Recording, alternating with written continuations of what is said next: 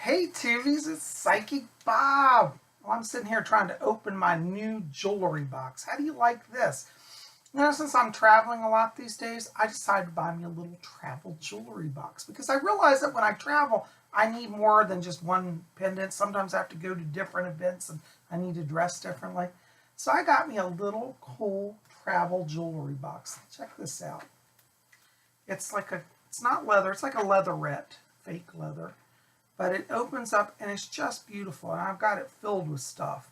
Even though it's little, I got quite a bit of stuff in this little jewelry box. I'm not going to go through all my jewelry, but I wanted to show it to you. And if you're interested in travel jewelry cases, I really recommend this brand. And by the way, I'm not being sponsored, but it's called Vlando, Vlando, V-L-A-N-D-O, Vlando. And it's got a beautiful suede lining. And it's got rings for different pieces, holder for rings, anything you want, a little pouch to put stuff in. But I had to show you also, I got a really cool pentacle, which I brought with me in my case. And check this out. Is this not beautiful? It's a little pewter pinnacle with crystals, look like diamonds. I don't think they're real diamonds, but they certainly look like it. Isn't that beautiful? Check that out. I just love it. Anyways, it's in my little jewelry case, and I bet you guys would enjoy seeing this little case. It's very elegant. It looks very much like a Tiffany's case. Tiffany Jewelry makes similar jewelry case. Now, this isn't a Tiffany's, but it really looks like one. And the beautiful velvetly suede lining is just lovely. It doesn't show up as colorful on camera, but in person it's really beautiful, soft beige and beautiful Tiffany blue case. I just love it. Anyways, just thought I'd show that to you because I'm enjoying and having fun with it. And it's great because, see, like all my jewelry can travel and it's padded and protected. Well, I tell you, as many of you guys know, I've been working on this book by Doreen Valiente, which is called Witch. We talked about Doreen Valiente the other day, and you may remember I was reading in this book some quotes from The Charge of the Goddess. Well, check this out, guys.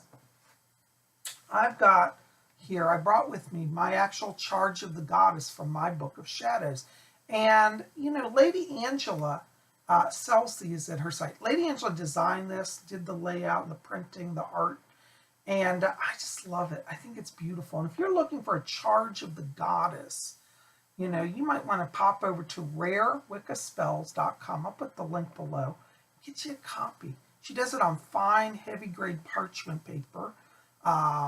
And now I have it inside a plastic sleeve. You won't get the plastic sleeve. You have to buy that yourself. But I keep it in it to protect, especially when I'm traveling. But it's so beautiful, and I get so inspired.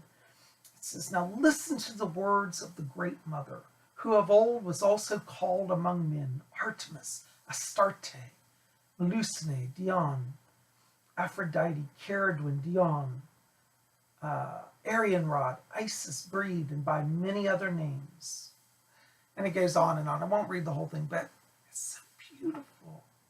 But anyways, I just want to show it to you because we were talking about it in this book. And Doreen Valiente is actually the author of The Charge of the Goddess. As I said, a lot of people love this. They recite it at their rituals, but they don't know. But definitely get a copy and get a copy of this book too, Anyways, today, I have to tell you, I'm just so excited. I'm learning so much from this book.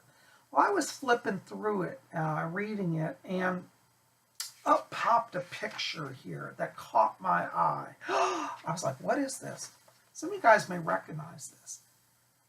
This is a picture of Lord Atho.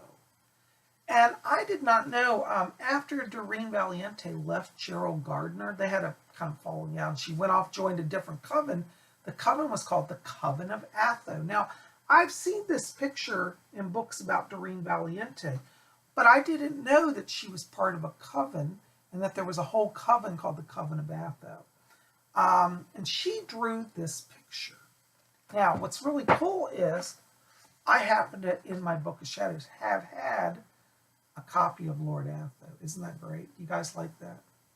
And I was going to talk a little bit about what the meaning is, because I've always loved this symbol. I know it's the horned Lord, okay? In Wicca, we have the Lord and the Lady, and the Lord is often portrayed with horns. It's a symbol of, ancient God power. And despite what the Christian church says, this is not the devil. It's the Lord of protection of the land and, the great God. One form of him. God takes many forms. So this is one form that the Wicca honors, the Horned Lord. And anyways, it's so cool is that I found out all this stuff about Lord Atho that I wanted to share with you today. So I thought we would kind of just go through this picture. So let me put on my glasses here. So anyways, it was around 1964, 65 that she joined the Coven of Atho. And just to give you some background, this was actually a carved head made of old wood, bogwood. And bogwood's an ancient wood that comes out of the swamps of England. It's a hardwood. I actually have a wand made of bogwood. It's amazing wood. But this was carved out of bogwood. And the original, I believe, had glass eyes because they said in the back of the head that you could put a candle inside and it would illuminate the eyes. And this was kept on their altars, their symbol of the god. And what's interesting is there's a whole bunch of symbolism in this head that I didn't even know about. So I thought I'd go through it and read it to you today, just what all it means, okay? So this is taken again from Doreen Valiente's biography. And it says, now let's listen to this. We're going to walk through this, okay? At first sight, it looks rather like a fierce sort of devil. I guess it would if you didn't know, but really it's not the devil. It's nothing evil. Nothing could be further from the truth. The chin represents the triangle of birth. See, there's the chin, okay? So like the soul entering into the universe, into the earth realm. See, descent of spirit into the earth. Triangle of rebirth and birth. Isn't that amazing? The mouth is, in fact, a bird symbolizing the element of air. Now, I was looking at this and it's like, well, I don't see a bird. But then I realized if you look closely at the mouth, you know how you see seagulls in flight? Like their wings flapping? That's a bird, like flapping, okay? The nose is a wine goblet. I just didn't even realize that. Look at this. This is the chalice of the Wicca here. See, there's the base and the stem and the cup. So that's the nose. It's actually a wine goblet. And the forehead is the 5 circles cast for various reasons at different times of the year. The horns represent a crescent moon. Look at that. I didn't realize it. That's the moon right behind it there. The crescent moon. Isn't that something? And the top of the head is a carving of the sun with the star of office in its center. Now, we can't see the top in this picture, but I imagine it was right on top. Like if you were looking down, you could see the sun imagery, which is really cool. And it had a star inside of it. Okay. And it goes on, it says, the other carvings around the head terminate with the 8 paths of magic, 8 roads to find wisdom. Now, I don't know what they're talking about. It's probably some of these other symbols. They don't go into detail, but suffice it to say it had other symbols on it, okay? The reasons behind calling the head Atho, that's spelled A-T-H-O, are rather obscure, as this particular cult goes back some 3,000 years. Many people must have seen the head through the ages.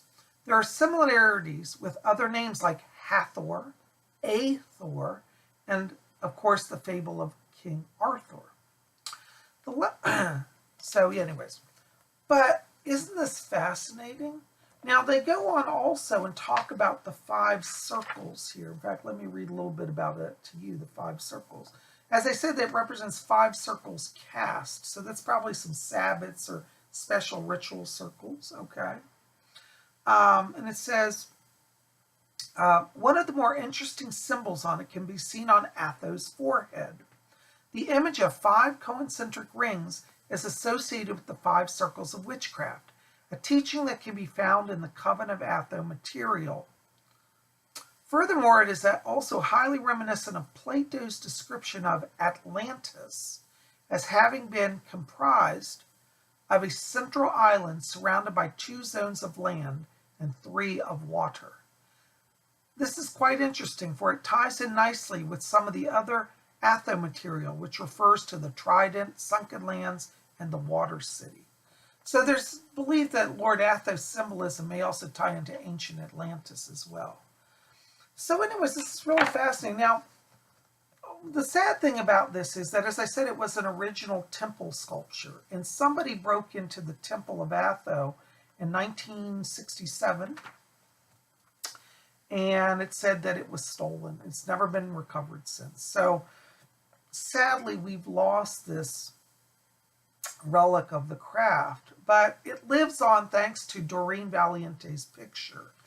And in fact, I'm going to have Lady Angela help me. I've got to update my website, but I'm going to put a picture of Lord Atho on my website next week. And I'll let you know when it's up. It won't be till next week when I'm back. But y'all be able to download this and have my copy of my copy, okay? So if you like this picture, I'll have it on my website, okay? And you can get it. So anyways, I want to come here and talk about that because I just think it's so fascinating that all the work and the history that she's been involved with the craft. Talking about Lord Atho today got me thinking about the Horned God. And I also found in my Book of Shadows this wonderful prayer to the Horned God, which you can also get at rarewiccaspells.com. I'll put the link below for that. But I wanted to read this prayer to you guys today. And it says, Prayer to the Horned God. It said, Horned one of the wilderness, winged one of the shining skies, rayed one of the rayed one of the stupendous sun, fallen one of the soughing cries. I call amidst the standing stones, praying that you, O ancient one, will deign to bless my mystic rites, O fiery Lord of the blazing sun. Anyways, I just think it's beautiful. Isn't that lovely? This one line I messed up. It's rayed one of the spindrous sun. Anyways, I can't read today. As I said, say goodbye to that fly. But if you like this and you enjoy and want to read more about the charge of the goddess and have a copy for your book, definitely go to rarewiccaspells.com. Lady Angela sells these, okay? Definitely check it out. Well, you guys are the best. I am so glad to be here, and we're going to be talking more about Doreen Valiente and some of her magic and things she was involved with. And we're going to go out and have some adventures also while I'm here. Today it's really hot. I have to stay at home because I'm helping Mom move furniture. We're moving around stuff in the house. So I can't go out anywhere today. But I did want to come just spend a few minutes with you and let you know I'm thinking of you and share this with you about the mystical and wonderful Lord Atho. Okay. And anyways, I hope this is of interest to you. Tell me in the box below, have you ever seen Lord Atho? Do you know about him? Maybe you're a devotee of Lord Atho. Maybe you have a shrine to him. I don't know. I don't know how many people still honor Lord Atho. But anyways, I was thinking about making a little Lord Atho shrine in my own home too. So we'll have that in the coming weeks also. But you guys are the best. I love you. Thanks for being here. Listen, if you didn't see yesterday's video, check that out. I just kind of went out walking and rambling. Nothing really major, but, just share my ideas. And I showed the sky. It was a very mystical sky yesterday. By the way, we never did get a thunderstorm like I thought. It just stayed dry. It cleared off and stayed hot all night. It's still hot today. Looks like we're going up to 100 again today here. So I'm trying to be careful and not overheat. And wherever you are, make sure to drink plenty of water because you don't want to get dehydrated, especially if you're in Virginia, on the east coast of the U.S. It's a heat wave right now. I just saw on the news they showed we have 2 high pressure systems and it's locking heat in. Beautiful clear skies now, but a lot of heat. Anyways, so I got my water. I'm staying cool. You guys are the best. I love you. Listen, help me out. Like this, favorite, share it with your friends. And if you can, hit subscribe, be part of our channel. And if you get a chance, pop over to my website as well and check out my books at my bookstore that I sell. You can get that to robert-hickman.com. I'll put the link below. But you guys are the best. I love you. We'll see you back here tomorrow. And until then, may you blessed be.